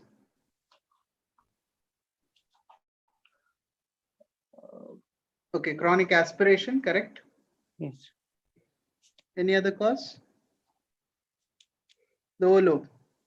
Okay, the congenital bronchiectasis. Okay, any of the congenital bronchiectasis, be it Moynier-Kuhn or William Campbell, all those generally do have lower lobe bronchiectasis. To a certain extent, cystic fibrosis also has lower lobe. Cystic fibrosis has upper lobe also. Tuberculosis classically produces upper lobe bronchiectasis. You have the upper lobe bronchiectasis more often, unless the patient is immunodeficient. So what is the investigation that you want to do in this patient? Routine blood investigations. Okay. CBC, RBS. How much more time do we have? We have 5 minutes only remaining. Yes, sir. Routine in blood. So we can take time, sir. We can discuss, sir. There is no restriction. There's no restriction. Time is not a constraint, sir. Please continue. Nice discussion going on. This is the advantage of learning from the author, sir. You are the authorities in the topic, and we get to learn from the best. Thank you. Fine. If there's no time restriction, we can go slowly. Yeah, fine. Continue. What are the investigations? Specific investigation you want to do? Chest X-ray, sputum analysis. Correct. Chest X-ray. Okay. So what do you get in the X-ray? What do you expect in this X-ray?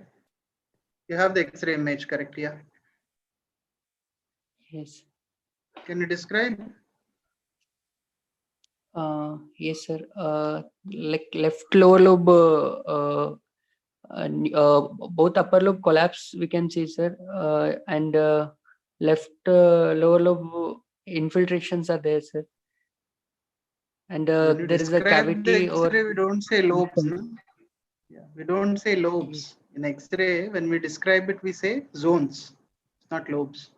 Okay. Yes. Okay. You said that there is a cavity there. Then there is some. What else you said? Left lower zone infiltrations. Left lower zone, you have infiltrates. Okay, fine. So what you can classically see here, it's a bilateral disease. You can see the right lung is hyperinflated, isn't it? So it's hyperinflated. The diaphragm is flattened here, as well as you can see the blunting of the CP angle on both sides. The costophrenic angles are blunted on both sides. So he said he had a intercostal tube in the right side, isn't it? So possibly he had a pleural effusion there, which is stabbed. So this right-sided lung is hyperinflated. So that means, what does it indicate to you? Compensatory emphysema. Okay, it could be compensatory, or it could be true emphysema itself. This patient might be underlying emphysema. Some emphysema is there, primarily possibly. But here you see the left side is already destroyed. So you can say it is compensatory hyperinflation. Please remember it is called as compensatory hyperinflation. Yes. You want me to start my video? It's called as compensatory hyperinflation. It's not the emphysema. So very importantly, you have to remember, how do you differentiate emphysema versus compensatory hyperinflation? Clinically, what is the difference? bilaterally emphysema. Okay, it could be And, bilateral, correct. Any other very important difference to say? It's diaphragm will be pushed down. Diaphragm will be pushed down in both. But clinically, Yeah. when you're saying it's a compensatory, what should happen to the chest expansion? It should. It's compensating, isn't it? Yes, sir. So the chest expansion should be either normal or increased, isn't it? Yes, sir. It's compensating. It's not a true disease. It's compensating. So the chest expansion should be either normal or should be increased. And in your patient, what was the expansion on the right side? It was 1.5 centimeter, isn't it? Correct? You had a 1.5 centimeter expansion on the right side, which is decreased. Normal chest expansion on one side should be at least 2.5 centimeters. So remember, compensatory hyperinflation versus true emphysema, you differentiate by the chest expansion. So in case of compensatory, the chest expansion is either normal or it is increased. Whereas true emphysema, the chest expansion will be decreased. And if you see the left side, you see the upper zone there, you find that there is a homogeneous shadow in the top, followed by a cavity sort of thing here, a thin-walled cavity, very thin-walled cavity.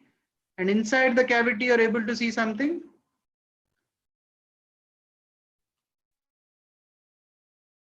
You're able to see something there. Anybody, what do you think it is inside the cavity? Yes, soft tissue. There is a soft tissue. There is a soft tissue shadow there. It cannot be soft tissue inside the lung. No? It has to be some tissue in the lung. So what can be there inside the cavity? Could be fungal element. Could be pus. It could be a fungal. It could be a fungal ball. As you say, aspergilloma could be there, but it's too small here. Cavity is really big, but that shadow is too small. Yeah, it could be a fungal ball. Patient didn't have hemoptysis anytime, na? In the past? Yes, sir. Hemoptysis was not there, na? No, hemoptysis was not there, sir. Okay, so then it could be a hematoma also if the patient had hemoptysis. Okay. In the lower zone, as you said, there are non-homogeneous opacity, and you're finding small cystic shadows. Okay, small cystic shadows, and the diaphragm is also not clear there. The CP angle is blunted there. So obviously the lower lobe is also involved, possibly small cystic. So it could be cystic bronchiectasis or it could be tuberculosis also there. But this disease is not only involving the lung, it is involving the pleura also. That's what you have to make out here. So the pleural, possibly pleural effusion, or in chronic disease is pleural thickening. The diaphragm is not so clean. The CP angle is blunted here. So obviously there is a pleural involvement also in this patient. Okay.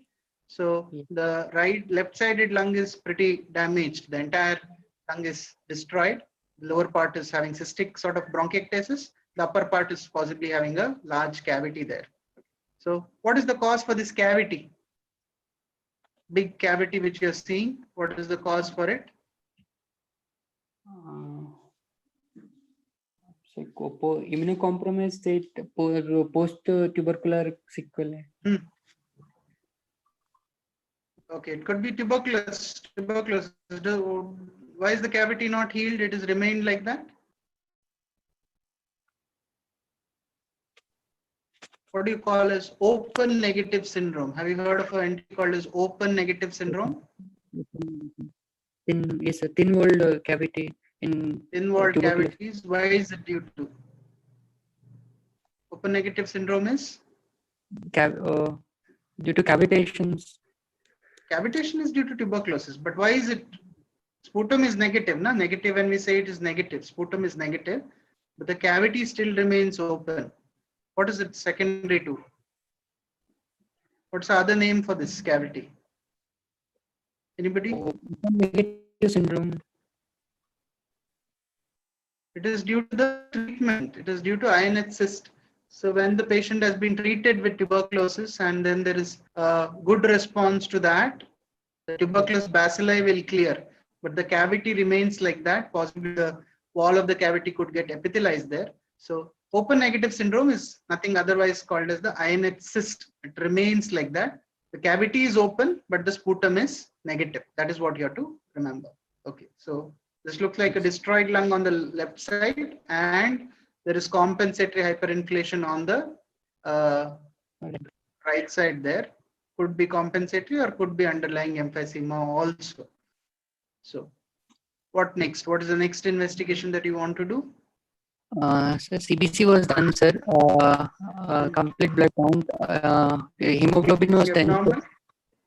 Nothing, sir. Like it was normal, sir. CRP was raised. Inflammatory markers was there, sir. CRP was 50, sir. And sputum was CRP was positive. okay. CRP is not relevant when the patient could have many other things, so that could be the cause for that.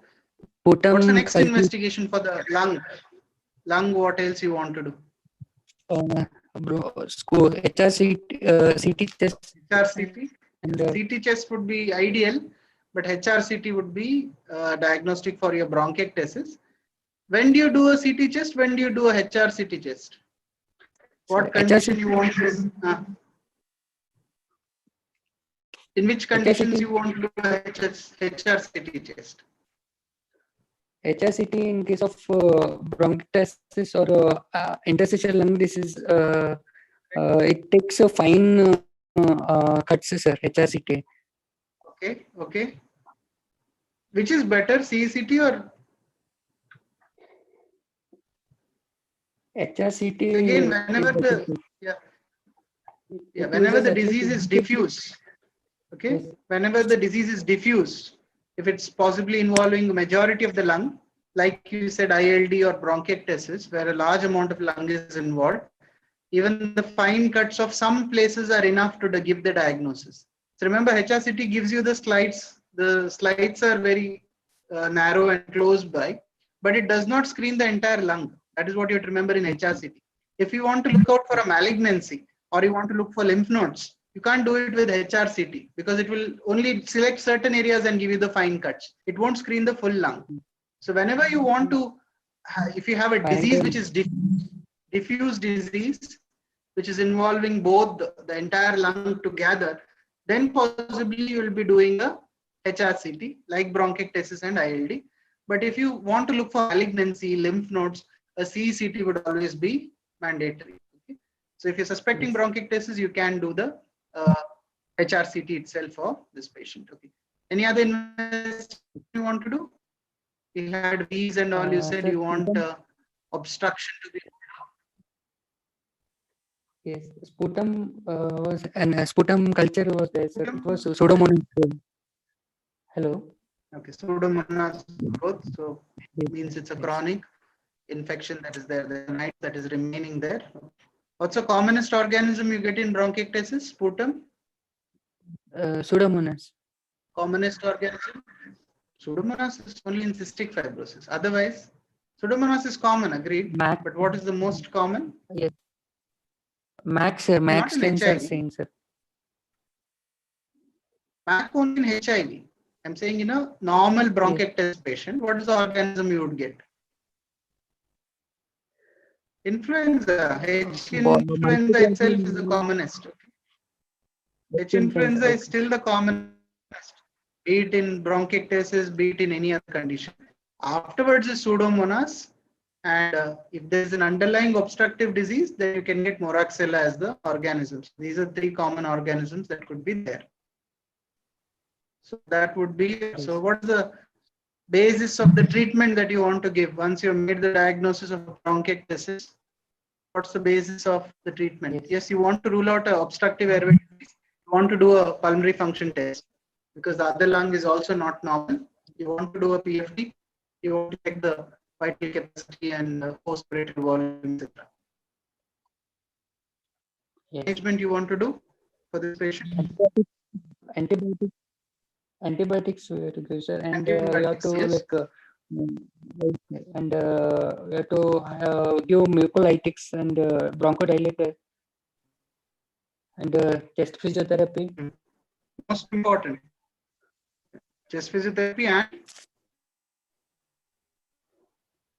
postural drainage. That's the most important. Unless you pain, give the patient the particular position and ask him to lie in that position as secretions do not come out, it's not going to. Postural drainage is the most important thing that has to be done, because this is a destroyed lung. He can get this infection again and again. He can keep on getting these infections again and again. So he requires to be taught the chest physiotherapy. And so what is the position you want to put this patient in? What position he should be lying down for the secretions to come out? Yeah? Right side, sir. Right side. Right side? Right what? What instruction you will do? What will you do with the patient? What will you tell him to? You should lie on the right side, lateral. What else? Hand, like you should low.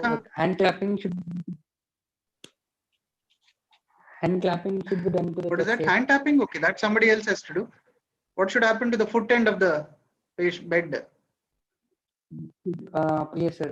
The foot end should be elevated, doesn't it? Elevated. Head should be ideally free. Head should be down so that the secretions come out easily. So ideally it should be dangling out. That's possible, but that should be the position for the secretions to come out. This, so that is what would be the treatment. Postural drainage is the important part of treatment of bronchiectasis or lung abscess. So what complications you would anticipate patient with abscess or bronchiectasis? What are the complications these patients can get in? They will have recurrent infections, sir, and they can have a large amount of hemoptysis in the future, sir. Yes. Massive hemoptysis can be seen, sir.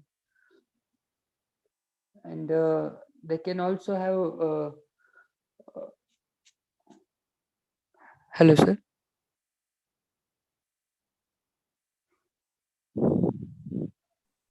Hemoptysis is the most lethal complication that we will be worried about in a patient with bronchiectasis. Yes, they produce a large amount of sputum. What's the amount of protein that is lost? 3 gram, around 3 to 4 gram. 3 to 4 gram day.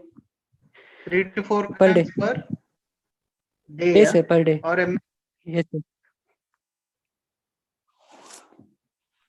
Day, it's okay, per 100 ml. So remember, in patients with bronchiectasis or something, there is 200, 300 ml of sputum going. The loss of protein is much higher than a nephrotic syndrome. So they do get anemia. That's what you remember. Then, what are other complications? Chronic? Recurrent infections, and they can have yeah, that you told me. Embolizations, like bronchial artery embolization can be seen. Okay, they can get hemoptysis, agreed. Amyloidosis is a very important complication. Very important complications of bronchiectasis is amyloidosis. When a patient comes with nephrotic range proteinuria, so you should always check the urine protein for a patient who has bronchiectasis. You should always ask for a urine protein and see whether proteinuria is there. That means this patient can be having amyloidosis. Okay. Yes. Any other questions or any other doubts you have? It's very important because whenever a bronchiectasis case is kept for in the exam, always ILD is a very common differential diagnosis. So the basic differences between an interstitial lung disease versus a bronchiectasis is one is cyanosis and grossly decreased chest expansion. That is what you have to remember. The chest expansion will be grossly diminished, and interstitial lung disease is dry cough. So the patient will not be carrying a sputum cup. If you find the patient carrying a sputum cup and going around with him, that means it is unlikely to be an interstitial lung disease, more likely to be bronchiectasis as your disease. And the crepitations, fine or coarse, it's all based on auscultation. It will be difficult for you to tell whether it's fine or coarse unless you see a sputum cup and secretion that is coming up. So ILD and bronchiectasis are very close differential diagnosis, and you have to remember that ILD is also common. Yes. Any other question? Please repeat the gravity assisted drainage. Okay. The lower lobes, obviously the patient should be lying down with the foot end elevated, and preferably the head should be dangling outside the bed. And if the right side is involved, the patient should be on left lateral. If the left side is involved, the patient should be on right lateral. So that's the position the patient should be ideally on for postural drainage.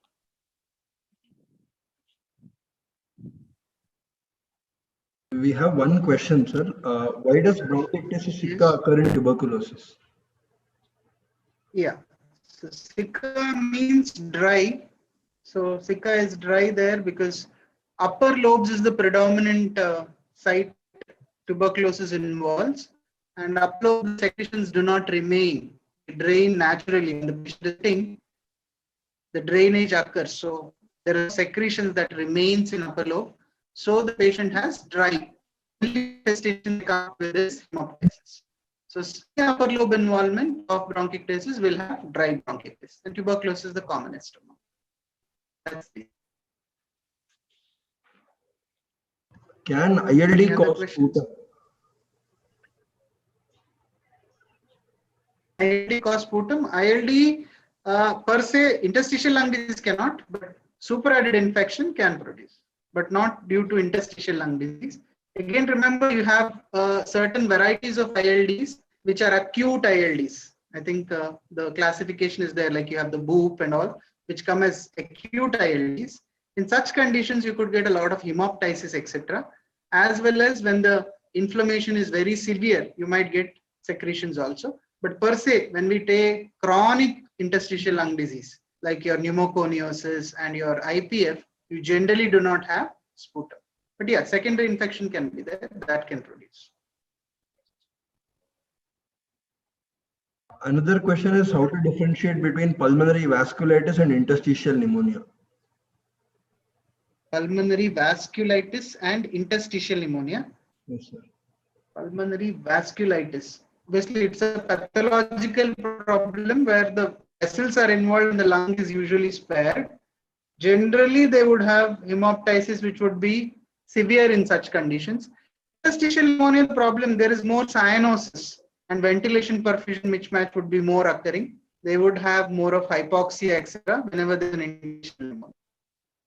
That would be the difference. But logically, one is the problem in the vessel, one is problem in the interstitium of the lung. And again, the vasculitis could involve other organs also. So it could have findings in other organs, whereas interstitial pneumonia is per se in the lung. Yes. So vaccination, sir, like how frequently? In these patients, yeah, recommending. Now, since H influenza is a common organism, if it is not a patient who is recurrently hospitalized, other organisms can be there. But H influenza, since it's a common organism and pneumococcus can occur, these fellows can be vaccinated at least once in 5 years. They can be vaccinated for H influenza as well as pneumococcal. And seasonal flu, anyhow, it's not in guidelines for India, but in the West America, etc., the seasonal flu vaccine also has to be given yearly. That's for all chronic respiratory diseases, be it bronchiectasis, be it COPD, or chronic respiratory disease. Any other questions? Sir, one question right now is why upper lobe bronchiectasis is common in cystic fibrosis, even though it has a dependent drainage, and lower lobe should be predominantly involved because of defective ciliary movement. That is what they have asked. Okay, see, in cystic fibrosis, the cilia itself is a problem. The cilia itself are not developed. So all the cilia are involved. It's not only upper lobe. Remember, it's not upper lobe alone in cystic fibrosis. The entire lung gets involved. It's not about the ciliary function. It is the formation of the cilia itself that is defective. Cystic fibrosis involves practically the entire lung, but upper lobe is also involved. We can't call it classically lower lobe. That's the point which I said. It's not that it's upper lobe alone. Okay, and it's not about ciliary function. It's the ciliary product, the cilia formation itself is defective there. The function of the cilia is by birth itself is problematic. So the entire lung gets involved. There's no ciliary movement alone which is getting problem.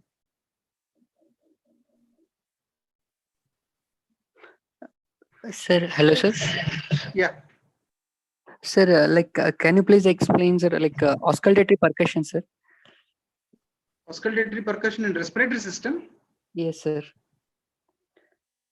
Which condition? No, sir, it's a general, had it out, sir. Auscultatory percussion, sir. I didn't get, sir. I'm saying auscultatory percussion. Okay, auscultatory percussion. See, auscultatory percussion, like what we do it for minimum ascites, that is your puddle sign. Yes. Or auscultatory percussion is done sometimes in hydropneumothorax also we do it. Maybe it's asking about that. Which Maybe in one? gastric outlet obstruction Gastric we do outlet that. obstruction. Auscultar percussion, sir. Yes, In sir. surgery you do That it, may be gastric outlet obstruction. So the point here is sometimes just based on the percussion, remember in gastric outlet obstruction you have a distended stomach there, which is tympanic in percussion, and around that would be the bowels. So when you percuss alone, you may not be able to make out the difference of notes. So what here you do is you keep your stethoscope at a particular part, on the part in the center, and you start scratching rather than percussing. You start scratching from the periphery. So you will be able to identify a zone or a region where the change in note happens. Like in puddle sign, patient is in knee elbow position and you place the stethoscope around the umbilicus and you start percussing or scratching from the periphery. You will get a change in note, which is better auscultable rather than without the stethoscope. So it's not a very important, auscultar percussion is not an important test unless for gastric outlet obstruction. In medically, puddle sign, we don't do it. And in your hydropneumothorax, the coin test is not, it is a percussion and auscultation together. That's the only auscultar percussion possibly is there in respiratory system, the coin test for hydropneumothorax. Yes.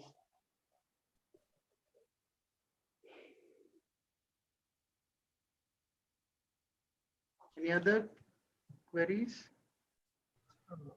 What is the pathophysiology behind autoimmune disease causing bronchiectasis? That is the last question. Okay, autoimmune diseases causing bronchiectasis. Yes, this is a upcoming condition where you have the Sjogren's disease and you have something like IgG4 related disorders. You have a group of diseases where there is the pathophysiology is related to immunoglobulin G4, and they produce fibrosis at various parts of the body. Okay, it produces fibrosis in the pancreas, it produces fibrosis in the thyroid, it produces something like a Hashimoto's. And remember the pathophysiology of bronchiectasis, the three main theories. You have something called as pressure of secretion theory, you have the infection theory, and the traction theory. So traction theory is where there is some traction occurring on the airways. Again, remember the bronchiectasis involves the cartilage containing airways.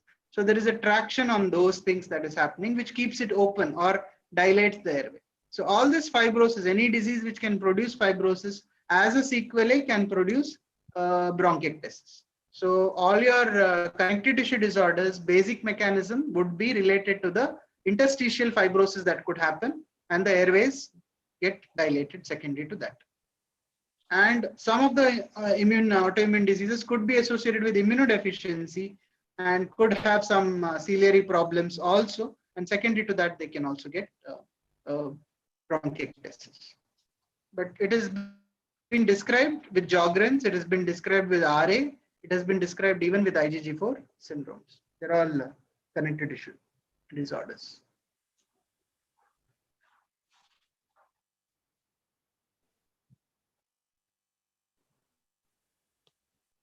Any other? One question is for TB with bronchiectasis, how long is ATT given? TB with bronchiectasis? For bronchiectasis, we do not give therapy unless the patient has sputum positivity. If sputum is positive, it is a standard therapy. If it is freshly diagnosed, it is 2+5.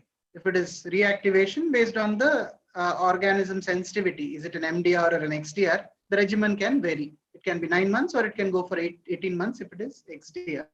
Per se, bronchiectasis, we do not give anti-tubercular therapy unless the sputum is positive and based on the drug resistance pattern. That's how we decide, not based on bronchiectasis. Again, what's the definition of bronchiectasis? Anyone? A very common question they ask you in your vivas.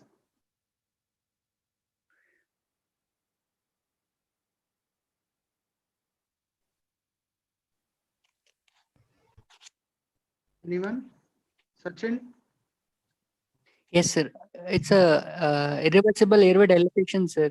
Like it can have a vicious cycle of dilatation and obstruction, infection and obstruction. Okay, so the definition of bronchiectasis is irreversible, yes, abnormal, irreversible dilatation of the cartilage containing airway.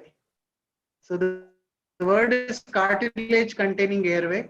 So remember when we have the divisions of the bronchi, how many divisions are there? Bronchi? Starting from the trachea, the main bronchus divides, isn't it? Yes, sir. 21. So how many divisions are there? 21 generations. The major bronchi is considered 21 generations. Yes, 21 generations are there. Bronchiectasis usually involves 4 to 16 generation. Okay, cartilage is needed. Only the cartilage containing airways are getting damaged due to bronchiectasis, not the distal ones. The distal ones go to your emphysema, etc. So it's the cartilage containing airways which destroyed in bronchiectasis. So the definition should include that. Yes. Any other queries?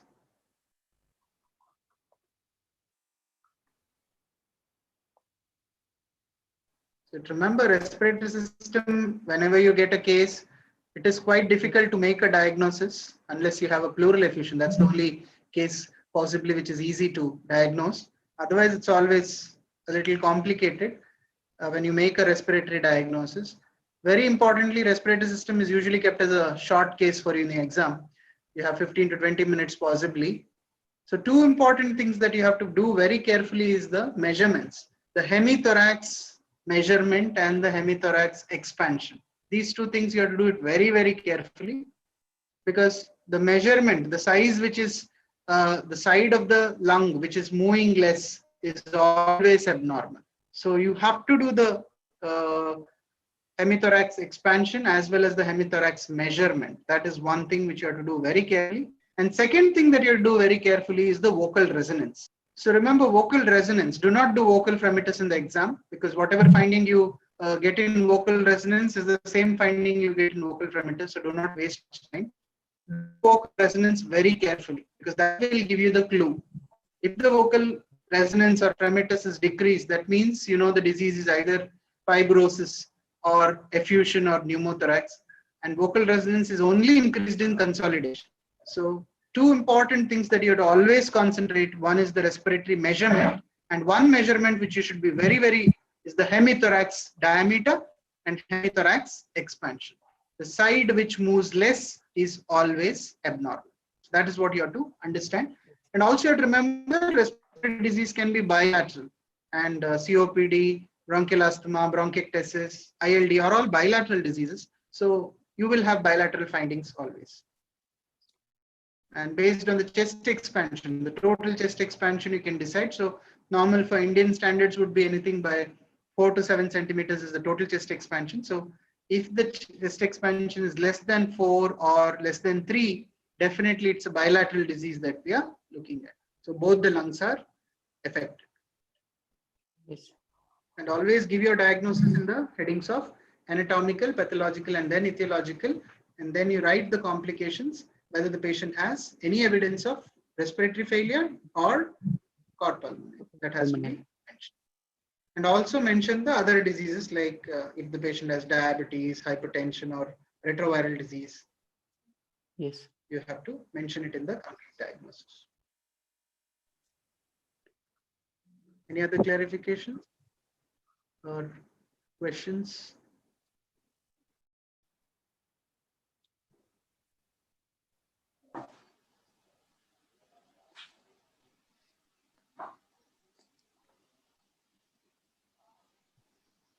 No.